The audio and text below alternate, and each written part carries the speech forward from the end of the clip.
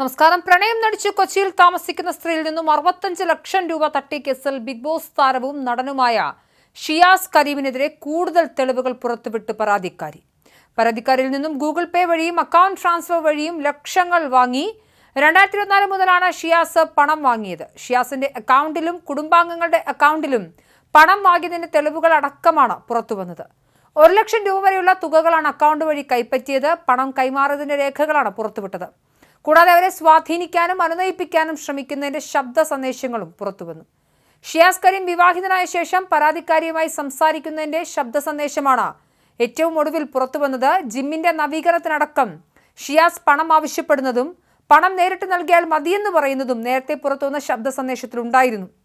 Big boss താരം ഷിയാസ് കരീം പീഡന പരാതി നൽകിയ യുവതിയുമായി വിവിധ ഘട്ടങ്ങളിൽ നടത്തിയ സംഭാഷണങ്ങളുടെ ശബ്ദരേഖകളാണ് ഇപ്പോൾ പുറത്തു വന്നിരിക്കുന്നത്. ഈ സംഭാഷണങ്ങളിൽ നിന്നും വിവാഹം, ബിസിനസ് പ്ലാനുകൾ, വ്യക്തിപരമായ തർക്കങ്ങൾ എന്നിവ പരാമർശിക്കുന്നുണ്ട്.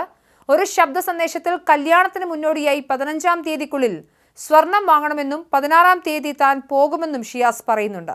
സ്വർണം താൻ തന്നെ വന്ന് കളക്ട് ചെയ്തോളാം എന്നും ശബ്ദരേഖയിലുണ്ട്.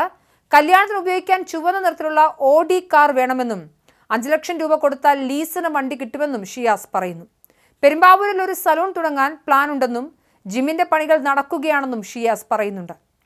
പരാതിക്കാരിയായ യുവതിയെ പെരുമ്പാവൂരിലേക്ക് വീട് മാറാൻ നിർബന്ധിക്കുന്നത് എപ്പോഴും കാണാൻ വേണ്ടിയാണെന്നും കോഴിക്കോടേക്ക് ഓടിയെത്താൻ ബുദ്ധിമുട്ടാണെന്നും ഷിയാസ് വ്യക്തമാക്കുന്നുണ്ട്. മറ്റൊരു യുവതിയെക്കുറിച്ച് സംഭാഷണത്തിൽ പരാമർശമുണ്ട്. യുവതിയും ദർഫയും തമ്മിലുള്ള പ്രശ്നങ്ങൾ തീർക്കണമെന്നും എല്ലാവരും കൂടെ സന്തോഷത്തോടെ ഇരിക്കണമെന്നുമാണ് ഷിയാസ് ആവശ്യപ്പെടുന്നത്. നീ ദർഫയുമായി വിഷയം തീർക്കല്ലെങ്കിൽ എനിക്ക് ഭ്രാന്ത് പിടിക്കുമെന്നാണ് ഷിയാസ് പറയുന്നത്. അവൾക്ക് മെസ്സേജ് അയച്ച് സംസാരിക്കാൻ യുവതിയെ പ്രേരിപ്പിക്കുന്നുണ്ട്. തൻ്റെ ഉമ്മ യുവതിയെ വിളിക്കാറുണ്ടെന്നും അത് ഉമ്മയ്ക്ക് സംസാരിക്കാൻ ആരുമില്ലാത്തത് കൊണ്ടാണെന്നും ഷിയാസ് പറയുന്നു. ഉമ്മയോട് താൻ വിളിക്കാറില്ല എന്ന് പറയരുതെന്നും നിർദ്ദേശമുണ്ട്. നോമ്പുകാലമായതുകൊണ്ടും കൂടെ എപ്പോഴും ദർഫ ഉള്ളതുകൊണ്ടുമാണ് വിളിക്കാത്തതെന്നാണ് ഷിയാസിന്റെ ന്യായീകരണം. നമ്മൾ കല്യാണം കഴിച്ചിട്ട് മാറിയതൊന്നുമല്ലല്ലോ, ഇത് അഡ്ജസ്റ്റ് ചെയ്തു പോകേണ്ട ജീവിതമാണെന്നും ഷിയാസ് ശബ്ദരേഖയിൽ പറയുന്നുണ്ട്.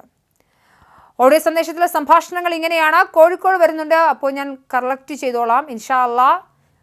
കാസർഗോഡ് മറ്റേ കേസിന് ആവശ്യമായിട്ട് പോകുന്നുണ്ട്, അപ്പോൾ അവിടെ വരുമ്പോൾ ഞാനത് കളക്ട് ചെയ്തിട്ട് പോകാം. 15-ാം തീയതി മുന്നേ പർച്ചേസ് ചെയ്യണം ഗോൾഡ്. കാര്യം 16-ാം തീയതി പോകല്ലേ, 15-ാം തീയതിക്കുള്ളിൽ പർച്ചേസ് ചെയ്തിട്ട് പോകണം ഇവിടുന്ന്. എനിക്കൊരു കല്യാണത്തിന് ഓടി ഉപയോഗിക്കണം, റെഡ് വണ്ടി, 5 ലക്ഷം രൂപ കൊടുത്ത് ലീസിന് കിട്ടും. ഇതെടുത്താൽ ഇങ്ങനെ ആലോചിക്കേണ്ട. എനിക്ക് സത്യം ടെൻഷനുണ്ട്. കാര്യം ദർഫ നിങ്ങളെപ്പറ്റി എന്തെങ്കിലും പറഞ്ഞിട്ടുണ്ടെങ്കിൽ ഞാൻ ചോദിക്കാതിരിക്കൽ തുടങ്ങി ഷിയാസ് കരീമിൻ്റെ വലിയ വിശദമായ ഓഡിയോ ആണ് പുറത്തു വന്നിരിക്കുന്നത്.